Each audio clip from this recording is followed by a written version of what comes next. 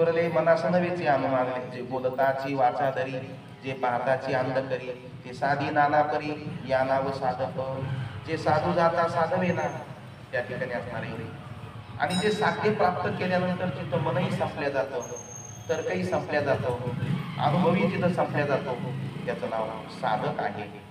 पंचभूताचा विस्तार जयाशी वाटे स्वप्नाकार, निर्गुणी जयाचा निर्धार या नाव साधक. हे पंचभूताचा जो विस्तार आहे ना, सगळ्या जगही पंचभूतापासून निर्माण झालेला आहे, शरीरही पंचभूतापासून निर्माण झालेला आहे. आणि पंचभूताचा गुणगुण कोण करते?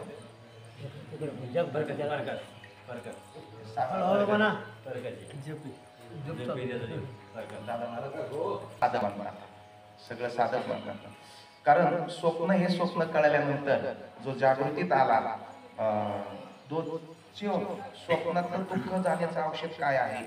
तर त्या ठिकाणी स्वप्नातलं दुःख जाण्याचं औषध, एखादा राजा आहे आणि राजाला स्वप्न पडलं आणि त्याला त्या राजाच्या पाठीमागे काय लागलेलं आहे? वाघ लागलेला आहे. तो पळायला लागलेला आहे, धावा धावा धावा. राजा झोपताना असा झोपला की जिथं झोपला तिथंच त्या ठिकाणी दोन भालदार चौकदार होते राजाचं राखण करण्याकरता. उशाला ठेवलेलं जाग आली तर पिण्याकरता पाणी होतं. आणि त्या ठिकाणी असणारे राजाला स्वप्न पडलं, त्याच्या पाठीमागं वाघ लागला आणि त्या वाघाने राजाचा पाय धरला. पाय धरल्यामुळे त्याला जखम झाली. कसं तरी त्या ठिकाणी वाघाच्या तावडीतून त्याने तो पाय सोडून घेतला. जखम झाली, लंगडत लंगडत राजा मला कोणीतरी वाचवा वाचवा म्हणून याच्या वैद्याकडे गेला. म्हणला याला मलमपट्टी वगैरे करा, या जखमीला खूप वेदना व्हायला लागल्या. वैद्य म्हणू लागलेला आहे, पैसे आला. राजा जंगलात गेलेला होता, जवळ काही पैसे वगैरे काही नव्हते. वैद्य म्हणला पैसे असल्याशिवाय मी मलमपट्टी करणार नाही. राजाला अत्यंत दुःख झालं. तसंच लंगडत लंगडत त्या ठिकाणी असणारा तो पुढं निघला. काय करावं, गरिबी आलेली आहे, माझ्याकडे जर पैसे असले तर याला गेले असते, मलमपट्टी त्या ठिकाणी केली असते. पण राजा जिथं झोपलाय तिथं तिजोरी होती उश्याला त्या ठिकाणी असणार, आणि जिथं झोपला होता तिथं गादीवर झोपलेला होता. मग पुन्हा म्हणला जर कोणी असतं तर हे वाघाला त्या ठिकाणी कोणीतरी हाणलं असतं, पण या जंगलात कोणीच नाही. वाघ पाठीमागं लागलाय, जखम झालेली, रक्त व्हायला गेले. वैद्य त्या ठिकाणी असताना मलमपट्टी करत नाही. राजा अत्यंत त्या ठिकाणी काय झालेला आहे, दुःखी झाला आणि त्या जंगलात फिरू लागलेला आहे. फिरू लागला राजा. आता त्याचं दुःख निवारण होण्याकरता तर काय औषध लागणार त्याचं दुःख निवारण होण्याकरता? बरोबर आहे. राजाला जेव्हा जाग येईल तेव्हा तिथं वाघही राहणार नाही आणि तिथं जखमही राहणार नाही. जागृती हेच त्याच्या दुःखाचं काय आहे, औषध आहे. तसं आपल्याला हे संसाराचं काय पडलेलं आहे, स्वप्न पडलेलं आहे. आणि आपण दुःखी आहोत अशा पद्धतीनं आपण म्हणायला लागलेलो आहे. पण बाकीचे आपण त्या ठिकाणी अनेक प्रयत्न करायला लागलो, या प्रयत्नांनी काही साध्य व्हायला तयार नाही. मग याच्यातून, या संसाराच्या दुःखातून मुक्त होण्याकरता कोणतं औषध आहे बरोबर? अज्ञान रूपी त्या ठिकाणी झोप लागलेली आपल्याला आणि संसार रूपी स्वप्न पडलेलं आहे. आणि म्हणून त्या ठिकाणी अज्ञान रूपी झोपेतून जागा होण्याकरता आपल्याला जागृती लागणारी. कोणती जागृती लागणारी? योग्य उत्तर कोण द्यायचं? कोणती जागृती लागणारी? वा, अज्ञानाच्या विरुद्ध काय आहे? अंधाराच्या विरुद्ध काय आहे? प्रकाश आहे का नाही? प्रकाश. अंधकाराच्या विरुद्ध त्या ठिकाणी काय आहे? प्रकाश आहे, म्हणजे उजेड आहे. होय शिवाजी. तर अंधार जाण्याकरता काय करावं लागेल? उजेड करावं लागेल. तसं अज्ञान जाण्याकरता काय करावं लागेल? ज्ञान. हे ज्ञानरूपी जागृती येण्याची गरज आहे. पण साधक काय करतो? अज्ञानरूपी झोप लागलेली आहे आणि त्या ठिकाणी असणारा संसार रूपी त्या ठिकाणी असणारं स्वप्न पडलेलं आहे आणि मग आपण या संसारामध्ये अत्यंत दुःखी झालेलो येतो. म्हणून हे दुःख जाण्याकरता अज्ञानरूपी झोपेची आपल्याला जाग येणं गरजेचं आहे, ज्ञानरूपी जागृती येणे गरजेचे. आणि ज्ञानरूपी जागृती आली की मग झोपही नाही, अज्ञानही नाही, आणि त्या अज्ञानात पडलेलं त्या ठिकाणी संसाराचं दुःखाचं स्वप्न पण नाही. मग साधक काय करतो तर त्या ठिकाणी अज्ञानरूपी झोप जाण्याकरता ज्ञानरूपी जागृती घेतो. त्याचं नाव काय आहे? मग साधक आहे असं म्हटलेलं आहे. साधक काय करतो? ज्ञानी विवेक अधर्मास स्वधर्मे तुटले, कुकर्माशी सत्कर्मे जुगटले, लाटूनी वाटा लाविले विचारी अविचाराशी. साधन काय करतो? अधर्माला झुगारून देतो आणि स्वधर्माचा अंगीकार करतो, सत्कर्म निर्माण करतो आणि कुकर्माचा त्याग करतो. त्याचं नाव काय आहे? मग साधक आहे. तिरस्कार तो चिरडीला, द्वेष चिरडूनी सांडिला, विषाद आविषास घातला पायातळी. जो तिरस्कार आहे त्याच्या तिरस्काराला चिरडून टाकतो, द्वेषाला चिरडून टाकतो, विषादाला त्या ठिकाणी असणार विष देऊन टाकतो. म्हणजे हे सगळे जे काही अवगुण आहेत हे अवगुणाचा नाश करतो. त्याचं नाव काय आहे? मग साधक आहे. सावध दक्ष तो साधक, पाये नित्यानित्य विवेक, संग त्यागुणी एक सत्संग धरी. जो सावध आहे, प्रत्येक क्षणाला जो सावध राहतो त्याचं नाव साधक आहे. नाही काय? आपण प्रापंचिक माणसं आहेत महाराज, आपण थोडेफार साधक आहोत. पण जे साधक आहेत ना, खरंच प्रपंचाचा त्याग केला ज्यांनी आणि जे ज्ञानाचा उपदेश घेण्याकरता गेले ते मग कुठं राहतात? गुरुघरी राहतात, एखाद्या एकांत ठिकाणी मध्ये राहतात. कशामध्ये राहतात? बंगल्यामध्ये राहत नाहीत, पर्णकुटी बांधतात. काय खातात? मधुकरी मागून खातात. किती खातात? जगन एवढंच खातात त्या ठिकाणी. किती झोपतात? थोडं झोपतात त्या ठिकाणी. आणि काय करतात? सारखं ज्ञान घेत राहतात, सारखं चिंतन करीत राहतात, सारखं असणाऱ्या देवाची दर्शन व्हावं अशा पद्धतीनं असणारं त्यांचं मन सारखं देवाच्या दर्शनाकरता झुरत असतं. कैवी उद्धार पावेन, कै कृपा करील नारायण, ऐशी तुम्ही सांगा संत जन, करा समाधान चित्त माझे. ती साधक अवस्था आहे. जगद्गुरु तुकोबरायांची अवस्था साधक झाली. महाराजांचं मन प्रपंचामध्ये रमाना, प्रपंचाच्या सुखामध्ये रमाना, म्हणून भामचंद्र डोंगरावरती गेले आणि तिथं जाऊन त्या ठिकाणी ध्यानस्थ बसले आणि सारखं टाहू पळला देवाच्या नावाचा.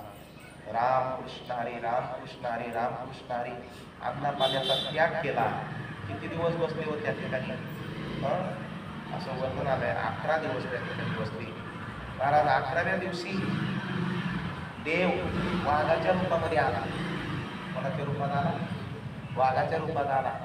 आणि तुकाराम महाराज ज्या शिळेवरती बसले होते भजन करत, तिथं येऊन त्या ठिकाणी वाघ असताना समोर फिरू लागला, डरकाळी फिरू लागला.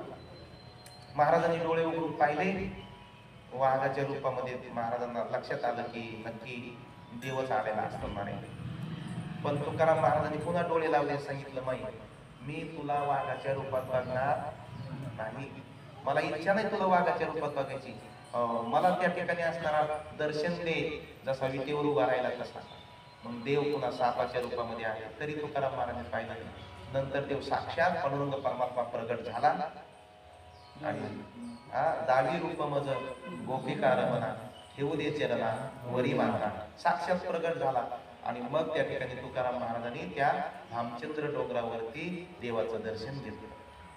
तुकाराम महाराज भाऊ माझा कुठे गेलेला आहे, कुठे गेलेला आहे म्हणून त्यांचा लहाना भाऊ कान्होबा तुकाराम महाराजांचा शोध करत करत गेले आणि नेमकं भामचंद्र डोंगरावर गेले आणि भक्तांचं आणि देवांचं, तुकाराम महाराजांचं देवांचं दर्शन झालं आणि दोघांचा संवाद होत असताना कान्होबाला देखील देवाचं दर्शन झालेलं आहे. अशा पद्धतीचा असणारा तो प्रसंग आहे. का बरं तुकाराम महाराजांना दर्शन झालं? तर तुकाराम महाराज काय झाले होते? साधक झाले. साधक झाले आणि साधना करण्याकरता भामचंद्र डोंगरावरती गेले आणि देवाची अत्यंत तीव्र तळमळ लागली. मग त्या ठिकाणी देवाने दर्शन दिलं. म्हणून साधकाची दशा अशा पद्धतीची असते. साधक प्रपंचातून निघलेला असतो, प्रपंचाचं वर्म त्याला कळालेलं असतं आणि साधक देवाच्या रस्त्यावरती निघलेला असतो, देवाच्या प्राप्तीकरता निघलेला असतो आणि त्या ठिकाणी त्याचं मन जागृती स्वप्नी सुसुप्ती, त्याचं मन त्या ठिकाणी देवालाच आठवत असतं. त्याचं नाव साधक आहे. तुकाराम महाराजांनी साधकाला उपदेश करत असताना एक अभंग आहे. साधक कसा असतो त्या ठिकाणी? तर साधक कुठं राहतो? तर एकांतामध्ये राहतो. ऐका नाही, साधकाची दशा उदास असावी, उपाधी नसावी, अंतर्बाह्य लोलुपिता काय निद्रेची जिनावे, भोजन करावे परिमित, एकांती लोकांती स्त्रियाशी भाषण, प्राण गेल्या जाण करू नये. अशा पद्धतीनं घडी घडी जो साधना करतो, घडी घडीनं जो ज्ञान प्राप्त करतो, घडी घडीनं ज्या ठिकाणी असणारे जो नामचिंतन करतो, त्याचं नाव साधक आहे. त्याला कळालेलं आयुष्य जाणार आहे. आयुष्य थोडे आपल्याला मनुष्य जन्माला, आणि कधी जाईल सांगता येत नाही. या देहाचा क्षणाचा भरवसा नाही. आणि जो सावध झाला, तत्पर झाला आणि त्या परमात्म्याच्या रस्त्याने त्या मार्गावरती त्या ठिकाणी तो लागलेला आहे, अत्यंत तत्परतेने देवाची साधना करायला लागलेला आहे ना, त्याचं नाव साधक आहे. साधक काय करतो मग? बंगला बांधायच्या भानगडीत पडत नाही. साधक काय करतो? लय त्या ठिकाणी जमीन जुमला वगैरे घेण्याच्या भानगडीत करतो. संसाराचा त्याग करतो, राहण्याकरता कोपी बांधतो आणि साधकाची दशा उदास राहते.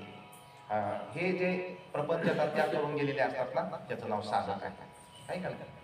आपण आणखी प्रपंचितच आहोत त्या ठिकाणी, भले तर आपण मुमुक्षु होतो, पण साधक, तीव्र साधक आपण त्या ठिकाणी नाही. आणि म्हणून म्हणलेलं आहे, कुठं राहतो तो? कोपीमध्ये राहतो, एखाद्या पर्णकोटीमध्ये राहतो, भोजन अल्प त्या ठिकाणी करतो, एकांती लोकांती स्त्रियाशी भाषण, स्त्रीचा संग करत नाही, स्त्रियाशी भाषण करत नाही, प्राण गेल्या दान करू नये, तुकाराम महाराजांनी साधकांना उपदेश केलेला आहे. संग धरायचा नाही, कुठल्या भोगाचा अंगीकार करायचा नाही, साधकाची दशा उदास राहिली पाहिजे. लोकांच्या कीर्तीला लोकांनी चांगलं म्हणलं म्हणून त्या ठिकाणी भरून जायचं नाही, आणि कोणी निंदा केली म्हणून दुःखीत त्या ठिकाणी व्हायचं नाही, उदास वृत्तीनं राहायचं. देवाच्या प्राप्ती करता त्या ठिकाणी निघायचं. त्या ठिकाणी भिक्षा अन्नावरती त्या ठिकाणी आपला उदरनिर्वाह करायचा, अल्प आहार घ्यायचा, नाही का नाही? अल्प आहार काय म्हटलेलं आहे ना, युक्त आहार, विहार, नियम इंद्रियाशी सार, नसावी बासर, निद्रा बहु भाषण. युक्त आहार घेतला पाहिजे, इंद्रियांना नियम असले पाहिजेत, लय बसकळ बोललं नाही पाहिजे, आणि लय झोपलं बी नाही पाहिजे, आणि लय जागलं बी नाही पाहिजे. असे मध्यम भागी त्या ठिकाणी राहतो ना, त्याचं नाव साधक आहे. आपणही साधक आहे, आपण मंद साधक आहे का नाही? आपण साधक नसतो तर मंदिरामध्ये आलो नसतो. सकाळी सकाळी आपण येऊ राहिलेलो 7 वाजता, म्हणजे आपण त्या साधनेला लागलेलो आहे त्या ठिकाणी. साधक काय करतो तर त्या साधनेमध्ये तत्पर होतो, त्याचं नाव साधक त्या ठिकाणी सांगितलेलं आहे. म्हणून सगळ्या गोष्टीचा त्याग करून देवाच्या प्राप्ती करता जो निघालेला आहे, त्याचं नाव साधक आहे. बळीची सारीला संसार, विवेक टाकीला जोधार, शुद्धाचारी अनाचार भ्रष्टविला. शुद्ध आचरण सुरू केल्यानंतर अनाचरण सोडून देतो, वाईट लक्षण सोडून देतो, आणि चांगल्या लक्षणाचा जो स्वीकार करतो ना, त्याचं नाव साधक आहे. संसाराचा त्याग होत नाही, पण बळच का होईना संसाराचा त्याग करतो. नाही नाही, ते संसार पुन्हा पुन्हा आपल्या मागे येतो, आपण बळच पुन्हा त्याला त्याग करतो. त्याला पण काय म्हणतात? मग साधकच म्हणतात. विसरा असं विसराला, आळसाच आळस केला. महाराज, आळस आपल्याला पुन्हा पुन्हा त्या ठिकाणी आळस त्या ठिकाणी येतो. जाऊ दे आता, आजचे दिवस जाऊ दे आता. 4 वाजता जाग आली तरी वाटते झोप, आता जर झोप असता तर माणूस जे झोपत होतं 6:30लाच होत होतं, मग तिथून पुढे धावपळ. होय कसं असंच आहे का? पण त्या ठिकाणी जो साधक असतो तो आळसाचा त्याग करतो, त्याचं नाव साधक आहे. आता असो हे बोलणे, अवगुण सांगी निरूपणे, तो साधक आहे साईने प्रमाणे बुजावा. निरूपण ऐकल्यानंतर, दासबोध ऐकल्यानंतर, ज्ञानेश्वरी गाथा ऐकल्यानंतर जे आपल्यातले अवगुण आहेत, त्या अवगुणाचा जो त्याग करतो, त्या मार्गावरती लागतो, त्याचं नाव साधक आहे. बळेची अवघा त्याग कीजे, त्याग होत नाही, पण बळच त्या ठिकाणी त्याग केला पाहिजे. म्हणून साधक बोलीजे, हळूहळू त्याग करता करता करता करता होऊन जाईल, आहे का नाही? म्हणजे काही गोष्टीचं व्यसन असतं, ते एकदम सुटत नाही, पण सोडता सोडता सोडता सोडता मग सुटून जाईल. कमी पावर करायची, कमी पावर करता करता करता हळूहळू त्या ठिकाणी निघून जाईल, एकदम जात नाही. त्याला त्या ठिकाणी साधक म्हणतात. साधक म्हणजे आपल्या ते अवगुण हळूहळू नष्ट करता करता करता एकदम त्या ठिकाणी नष्ट करणारा, त्याचं नाव काय आहे? तर मग साधक आहे. अवगुण सांगी निरूपण, तो साधक आहे. बळेची अवघा त्याग कीजे, म्हणून साधक बोलीजे.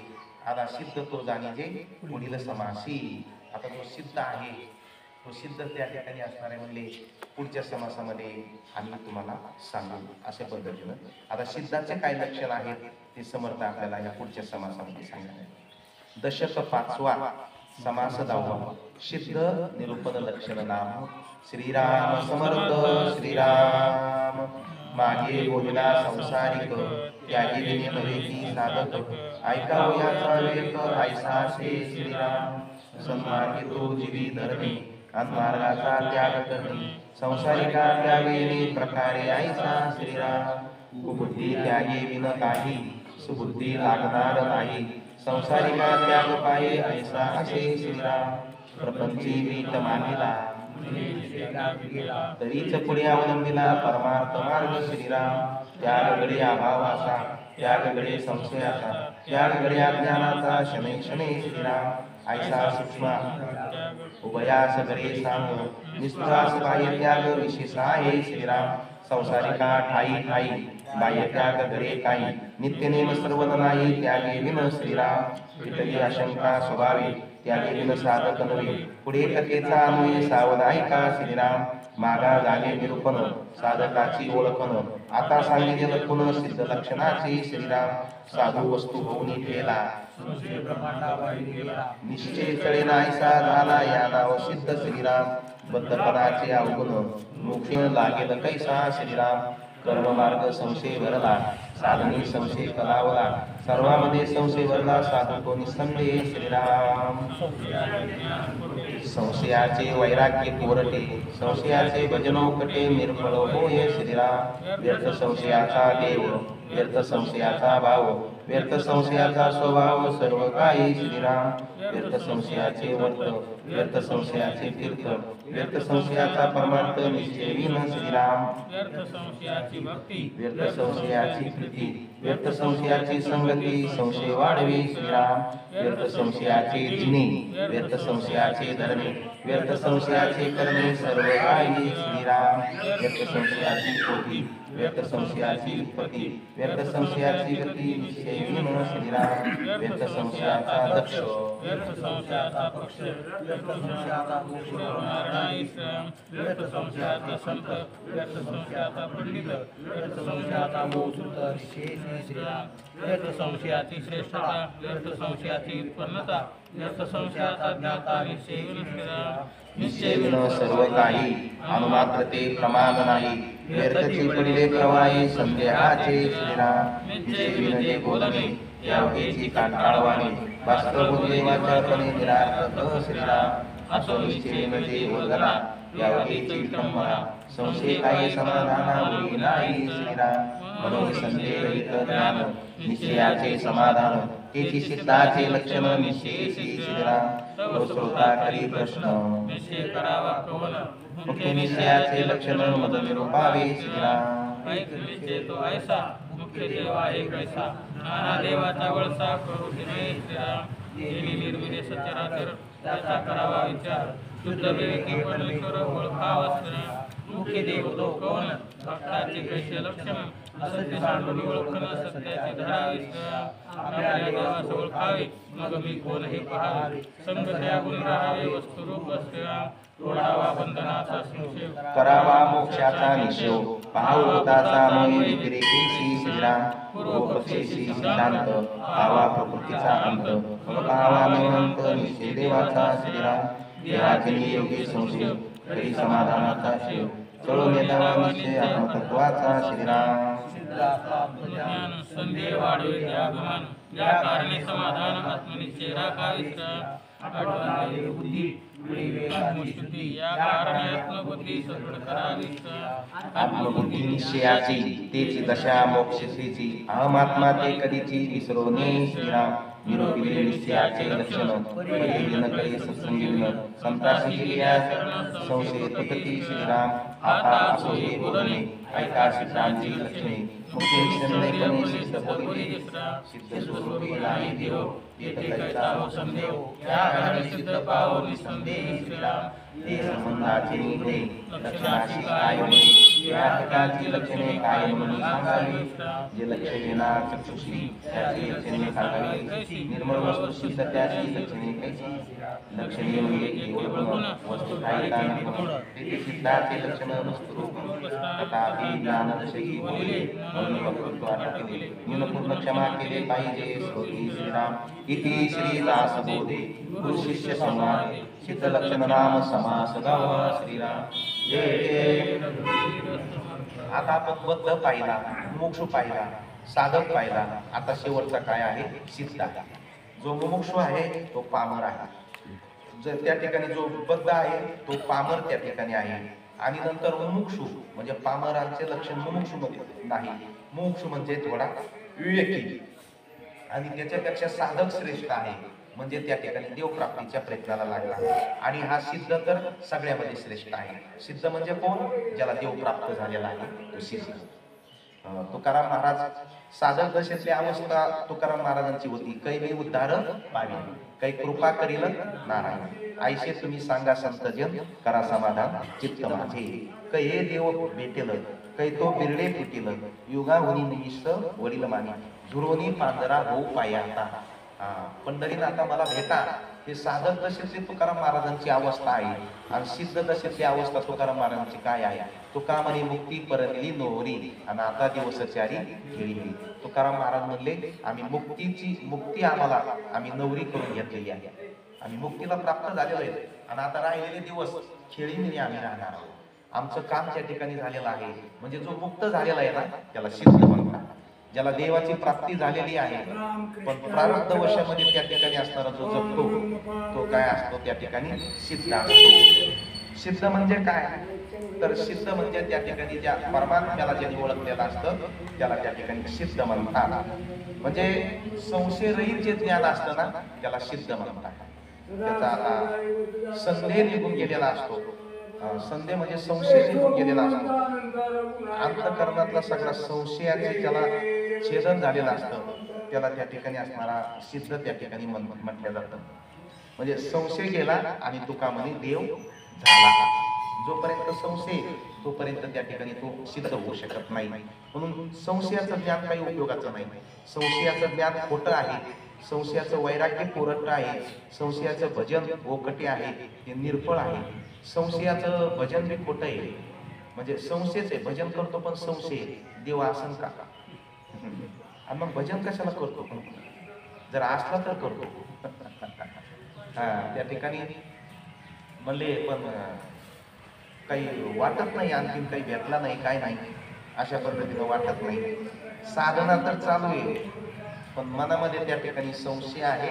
हे संशयाचं ज्ञान खोटं आहे. संशयाचं भजन खोटं आहे.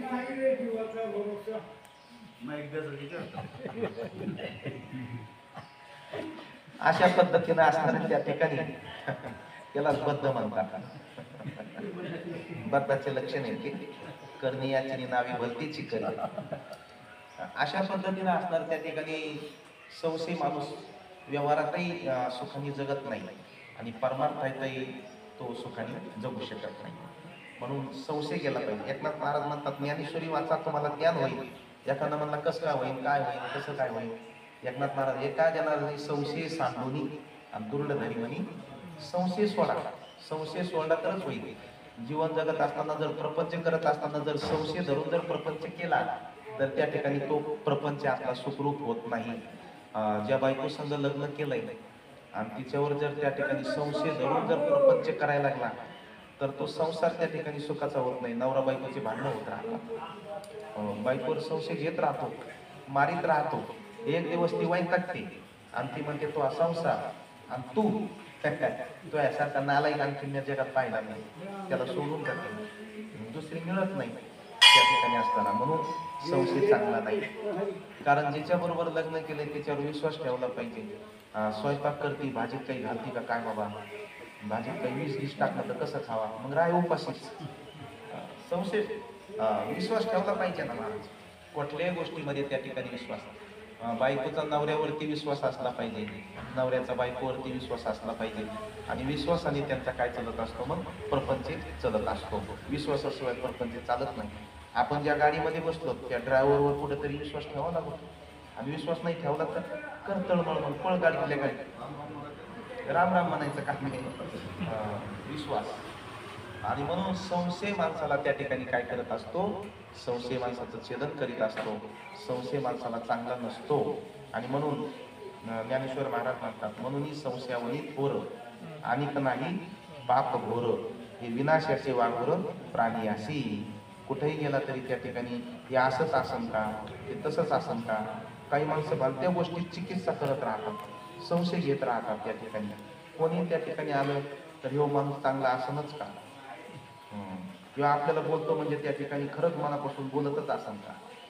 संशयाने वागत राहतात, त्यांचं मन संशयित होतं आणि मन संशयित राहिल्यामुळे त्यांना त्या ठिकाणी सुख भेटत नाही, समाधान भेटत नाही आणि चांगली माणसंही त्याच्यापासून दूर जातात.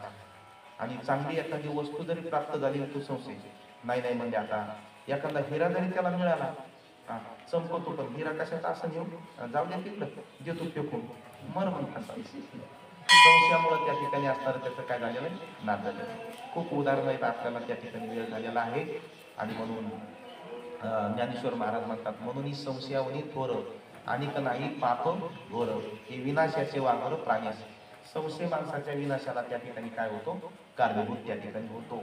हे बघा, जरी भाऊ आणि बहीण गाडीवर चालले, संगत चालले, संशयित माणूस म्हणत असतो, बघा बघा कसे वागत येते, चाललंय बघा पोरगी घेऊन. त्याला त्या ठिकाणी भाऊ बहीण देखील काय वाटत असतं, वेगळं नातं वाटत असतं. संशयित माणसाला सगळे लोक त्या ठिकाणी असणारे वाईट दिसत असतात. सगळ्या लोकांच्या त्या ठिकाणी असणारा त्याचा अविश्वास निर्माण होतो आणि म्हणून त्याचा देवावरही विश्वास बसत नाही, संतावरही विश्वास बसत नाही, माणसावरही विश्वास बसत नाही, बाईवरही विश्वास बसत नाही, कशावर पोरावर बी विश्वास बसत नाही. सांभाळित नाही काय माहिती मला, हे हाई पण तर येतच आहे, पण सांभाळित नाही काय माहिती, नाही सांभाळित पोरग व्हायचा कोण जात आहे, बापाला विश्वासच येत नाही का, जाऊ द्या काशीच करतो म्हणजे याची आता. म्हणून संशय चांगला नाही आणि म्हणून ज्याचा संशय तुटलेला आहे, निसंशय ज्याला ज्ञान झालेलं आहे परमात्म्याचं, परमात्मा आहे म्हणजे आहे अशा पद्धतीनं निसंशय ज्ञान झालं, त्याचं नाव सिद्ध आहे. एकच पंचीकरणातला दृष्टांत त्या ठिकाणी बघू आपण. एक असणारा मेंढ्याचा असणारा मेंढपाळ जंगलामध्ये मेंढ्या चालीत होता, वाघाचं पिल्लू एक त्या ठिकाणी असणाऱ्या त्या गुहेतून उठलं आणि त्या मेंढ्यामध्ये गेलं आणि गेल्यानंतर वाघ कुठंतरी शिकारीला गेलेला होता. ते वाघाचं पिल्लू त्या ठिकाणी मेंढ्यासंगच ते गावात आलं, घरी आलं आणि मग आल्यानंतर त्या मेंढपाळाने पाहिलं, मेंढ्या बांधतात घेतं म्हणले, हे तर वाघाचं पिल्लू आहे. बाबा बाबा आलं बिचारं राहू द्या म्हणले. आता ते लहान असल्यामुळे त्यांनी त्याला दूध पाजवलं, त्यांनी त्याला हळूहळू सांभाळलं आणि मग तो हळू ते वाघाचं पिल्लू होतं पण ते मेंढ्यासंगच चरायला जाऊ लागलं, मेंढ्यातच राहू लागलं, मेंढ्यातच वाढलं, मेंढ्यातच चरायला जाऊ लागलं. हळूहळू ते काय झालं, त्या ठिकाणी मेंढ्याचाच त्याला संस्कार लागले. मेंढ्यामध्ये राहत असताना त्याच्यासारखंच ओढू लागलं, मेंढ्यासारखंच चलू लागलं, मेंढ्यासारखंच मेंढ्या मागं पळू लागलं. पण ते वाघाचं पिल्लू होता होता होता होता त्या ठिकाणी ते मोठं झालं. मोठं झालं तरी ते मेंढ्यातच त्या ठिकाणी चारा खायचं, मेंढ्यातच वळडायचं. एक दिवस त्या ठिकाणी असणाऱ्या अशा मेंढ्या जंगलाला चालायला गेल्यानंतर खरा वाघ मेंढ्याच्या पाठीमागं लागला, मेंढ्या धरायला लागला. ते मेंढ्या ब्या ब्या ब्या ब्या करत त्या ठिकाणी पळायला, वाघ पाठीमागं पळायला लागला. त्याच्यामध्ये हे पिल्लू पण, वाघ पण होता, वाघाचं पिल्लू पण त्या ठिकाणी मोठं झालेलं, ते पण पळायला लागलं. पळायला लागल्यानंतर ह्या वाघाने पाहिलं, अरे म्हणे हे तो वाघ आहे, पण मेंढ्यासारखं कसं काय पळायला लागला. आणि म्हणून त्या वाघाने मेंढ्या सोडून गेल्या आणि यालाच पकडलं. याला पकडल्यानंतर त्या ठिकाणी म्हणला, हे म्हणायला लागलं, ब्या ब्या ब्या ब्या, मला सोड मला सोड. अरे मग तुला सोडायचं काय काम आहे, तू मेंढी नाही ना, तू वाघ आहे. नाही नाही म्हणे, मला खाऊ नका, मला खाऊ नका, दयावया करू लागलं त्या ठिकाणी खाऊन. अरे तू खाण्यासारखा नाही, कारण तू मेंढी नाही, तू वाघ आहेस. नाही नाही नाही नाही, गरीबाची कशाला चेष्टा करायला लागली, मी काय वाघ थोडाचे, मी मेंढी आहे, पण तसं म्हण नका मला. नाही नाही म्हणे, अरे तू वाघच आहे, तुला मी खात नाही काय नाही, तुला तू वाघ आहे त्याचं तुला मी ज्ञान करून देतो. नाही नाही नाही, मी कशाचा वाघ, वाघ तुम्ही मी मेंढा आहे, ब्या ब्या करायला मी मेंढा आहे म्हणे, मी काही वाघ नाही. अरे नाही म्हणे, तू वाघच आहे. कस काय मी वाघ असेल म्हणे, कस काय वाघ असेल, त्याला काय होता, संशय होता. मी वाघ नाही म्हणे. अरे तू वाघ आहे, तुला सांगतो म्हणे, हे बघ म्हणे, हे बघ माझ्याकडे बघ म्हणे, माझं कातलं तुझं कातलं, माझ्या अंगावर जे काही पट्टी येतं ते तुझ्या अंगावर आहे. चल म्हणे, तुला विश्वास नसला येत नितळ छान पाणी साचलेलं होतं एका तळ्याचं, त्या पाण्याच्या त्या तळ्याच्या काठावरती गेले, खाली बघ म्हणे, माझं प्रतिबिंब बघ म्हणे, तुझं प्रतिबिंब बघ.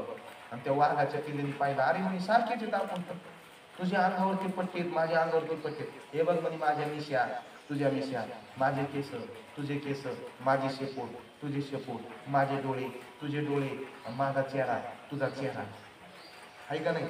वाघ तर ते बिया करू लागलं, बिया करू नको, धडकडी मार, माझ्यासारखी धडकडी मार. येत नाही राव, येत नाही मला, येत नाही. येत नाही म्हणजे येती ब्या ब्या तो धारण केलेलं आहे, खरी तर तुझी डारकाळी मार डारकाळी. तुला आता कळलं नाही हे सगळं आपलं शरीर सारखं आहे, शरीर हाय पण सारखं डारकाळी नाही जमत. जमती म्हणे तू मार, वाघाने डारकाळी फोडली मार, मला येत नाही आता.